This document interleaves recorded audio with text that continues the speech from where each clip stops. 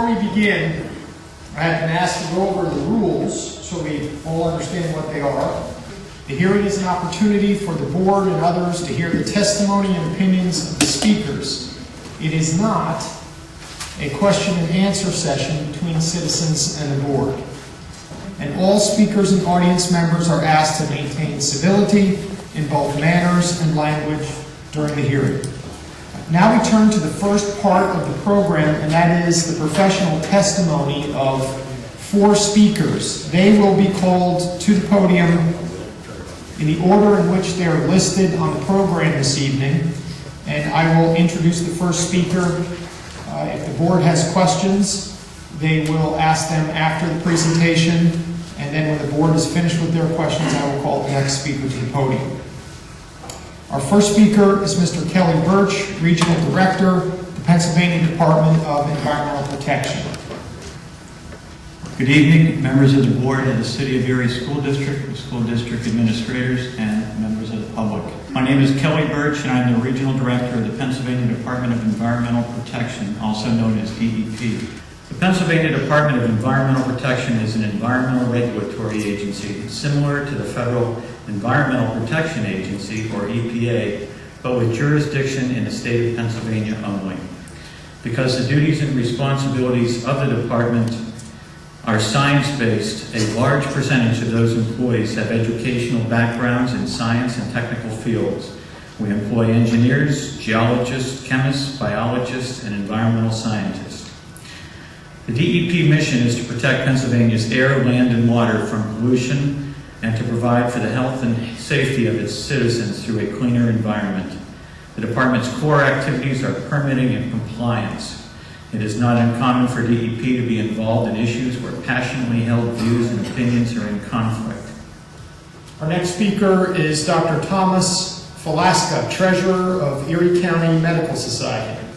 I'm Dr. Tom Falaska, past President and current Secretary of the Erie County Medical Society. Speaking for the Society, thank you for the opportunity to testify here today. Of concern to us is information in the plan approval application for Erie Renewable Energy's proposed Tires to Energy plan. The application was prepared by the Hillcrest Group Limited Liability Corporation and submitted to the Department of Environmental Protection December 6, 2007. Our third speaker is Mr. Andrew Glass, representative of the Erie County Board of Health. I'm the Director of the Erie County Department of Health, representing the Board of Health for Erie County. The Erie County Board of Health is comprised of 5 representatives who serve as an independent board for the county and have advisory capacity for the department within the county. 2 of the board members are physicians. The rest are interested citizens. The mission of the Erie County Department of Health is to preserve, promote, and protect the health, safety, and well-being of the people and the environment in the county by, first of all, acting as the guardian and as an advocate in all matters relating to the public's health, which is one of the reasons that the Health Board has become interested in the application for this plan. Our fourth and final organizational speaker is Mr. Kevin Stewart, Director of Environmental Health from the American Lung Association of Pennsylvania. The American Lung Association of Pennsylvania was founded 116 years ago to combat tuberculosis, and we are now dedicated to the broader mission of preventing lung disease and promoting lung health. The American Lung Association provides programs of education, community service, advocacy, research, and is the oldest nationwide voluntary health agency in the United States. We represent a body of scientific knowledge on the subject of lung disease, specifically on well-established links between air pollution and lung disease, both as a cause of new cases and as an exacerbating agent for existing conditions. We have been fighting for relief from ambient air pollution since the middle of the last century. A brief timeline of DEP activity related to the proposed project is as follows. DEP held pre-applications meetings with company representatives in 2007. Erie Renewable submitted its air plan approval application December 6, 2007. DEP began its technical review of the application on January 9, 2008. and DEP held a public informational meeting at Iroquois High School on January 23rd, 2008, attended by approximately 600 people. At this time, DEP continues to review the air application. As a result of the aforementioned, the application has been reviewed by the department.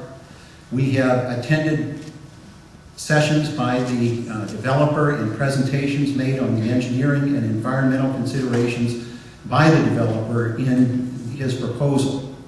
We have accepted comments and input from various local scientists and physicians in the areas of climatology, chemistry, environmental biology, as well as numerous medical specialties within the area.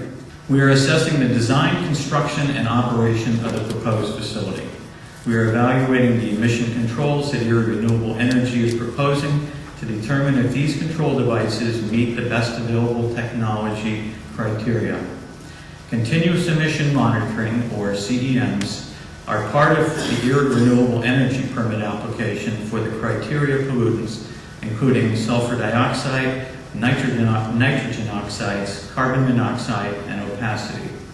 When the stack testing is complete and satisfactory, the company will request that the air plan approval be turned into an operating permit. In the case of Erie Renewable Energy, that would be a Title V permit because emissions from the proposed plant would exceed the threshold limits established by EPA. The company is held to the permit conditions, and DEP exercises enforcement measures if the company fails to meet the conditions. With regard to Erie Renewable Energy, the company has applied to DEP for an air plan approval that would allow it to build a 90-megawatt facility using waste tire chips to generate electricity. Erie Renewable Energy proposes to locate the facility between East Lake Road and East 10th Street near Downing Avenue in Erie. ERE has estimated that on the average, 900 tons per day of tire-derived fuel will be combusted at the facility. Assuming that a tire weighs approximately 25 pounds per tire, this is equivalent to combusting 72,000 tires per day. The combustion of TDF will generate approximately 155 tons per day of ash. With EPA's ongoing review of these trends and using scientific studies now in progress, new, even tighter limits could emerge. Should new limits be established, ERE would be required to meet them once they become law. We have also researched the literature thoroughly on these particular issues relating to air quality. During this research, we have found that the products of combustion of fossil-derived fuels, which tires are considered, have significant impact on the environment and human health. The Clean Air Act establishes two types of national air quality standards. Primary standards set limits to protect public health, including the health of sensitive populations such as asthmatics, children, and the elderly. Far from being a tiny minority, these sensitive populations at risk account for on the order of half the population. In Erie County alone, the report presents some staggering statistics. Those who are at most risk of breathing air pollution at unhealthful levels include 65,000 children and 40,000 seniors, 6,000 children with asthma, and over 18,000 adults with asthma, 9,400 with chronic bronchitis and 4,300 with emphysema, 76,000 with cardiovascular disease, and 17,000 with diabetes. The site for the proposed Erie Renewable Energy project is within an environmental justice area.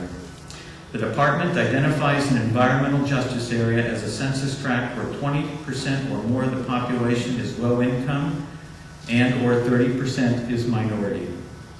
And therefore, by all of the preceding measures, we must regard this facility as one of preeminent magnitude for Erie County, and therefore worthy of serious consideration by all concerned. The fact that in addition to this, it is proposed that the facility be juxtaposed with residential neighborhoods, as we've heard, in an environmental justice area, including many schools and daycare establishments where members of sensitive groups may be found, simply underscores the American Lung Association's concern.